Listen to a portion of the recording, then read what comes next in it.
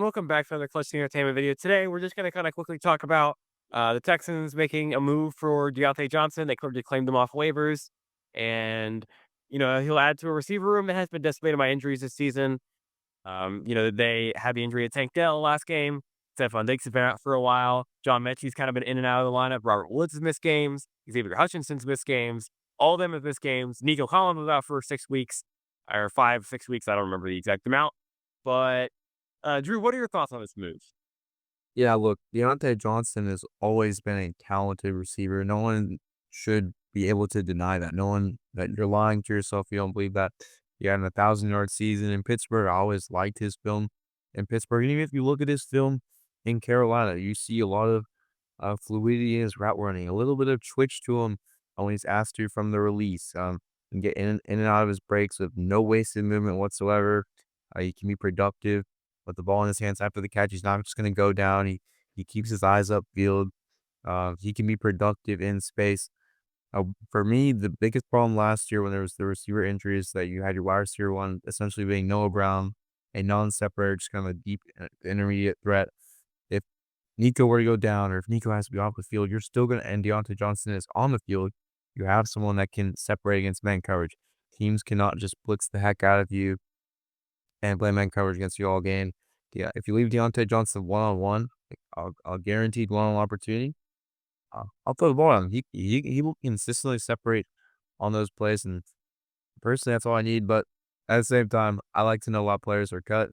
When situations like this happen, Diontae Johnson refused to play the Baltimore Ravens after initially not getting enough production or plays written for him. Who knows what the deal was, but he refused to play. I don't really want anyone on my team that refused to play for another football team in the past. Agreed, agreed. The situation's interesting because I do think, like we said, I do think he's a talented receiver. I thought he actually had some decent film in Carolina, and it just didn't work out in Baltimore. The situation, he obviously just didn't like the situation. I don't know what the situation was, but Baltimore's not usually a place that happens.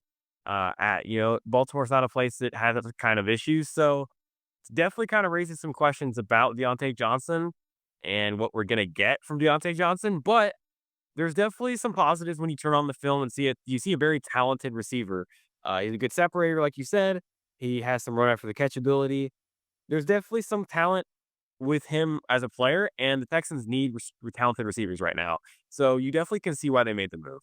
I think at the end of the day, like we were probably talking about the negatives a little bit too much when it came to the possibility of him because like he's gonna be here for 3 games at least, what, 7 games, or 6 games at the most, Super Bowl, whatever.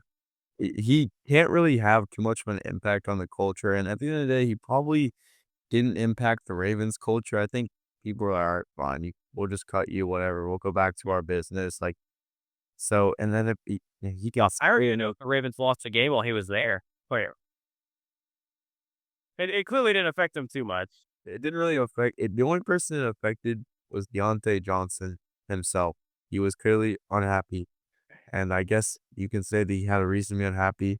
So as long as I mean, obviously, the thing is he could impact the culture in a negative way, but he probably doesn't have enough time to let that happen. And I think the Texans have a strong enough locker room to where it shouldn't be a problem, and they just really need a receiver help. So sorry for outweighing the negatives. Honestly, I kind of feel bad about that, but look, I think he's a talented receiver, and that you know, you kind of had to make this move. You just kind of had to.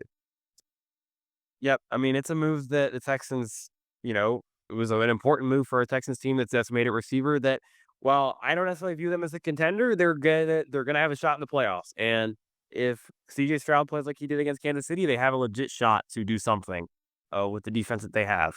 So definitely an interesting move, and I think it'll be interesting to see what happens. Especially, I don't think he'll play this week, but against Tennessee, I think he'll probably get some reps in, and we'll see what he provides for the Texans. So we appreciate y'all for watching.